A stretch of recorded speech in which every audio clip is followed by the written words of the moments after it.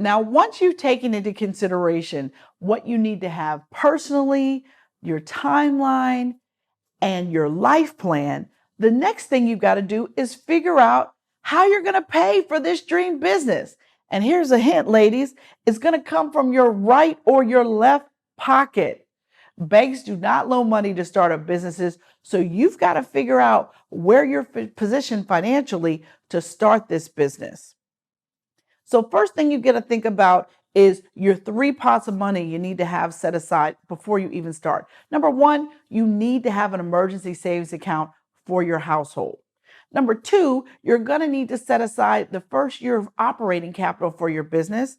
And thirdly, if you're in a position where you might have to quit your job to start your business, you need to make sure that you've got 12 to 24 months of living expenses set aside. And this is not your emergency savings account. This is separate money to live on while you are launching your business. Now, where are you going to get this money? Well, the first thing you got to look at is what are your sources of funds? Do you own a home? Do you have stocks and bonds? Do you have a 401k? Do you have any other real estate?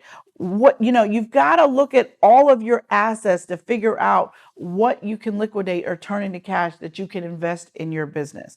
Now, the other thing I want to say about if you are going to be using your 401k, you need to be careful with this, particularly if you're over 50, because you're going to need that money should you retire in the next 15 years.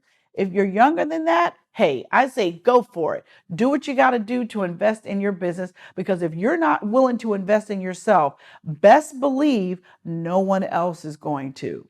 The next thing you've got to do is calculate your net worth. And this is actually pretty simple. Basically, you're going to add what you own and subtract what you owe.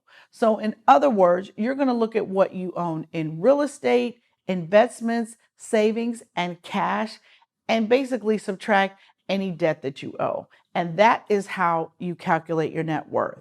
Now, the next thing you've got to look at is whether or not you're managing your household with a budget. And if you're not, let me give you fair warning. People who do not manage their household with a budget tend to not manage their business with one.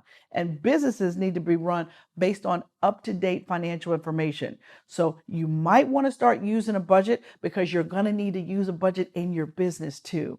Now, listen, the next thing you've got to think about is how you're going to eliminate debt.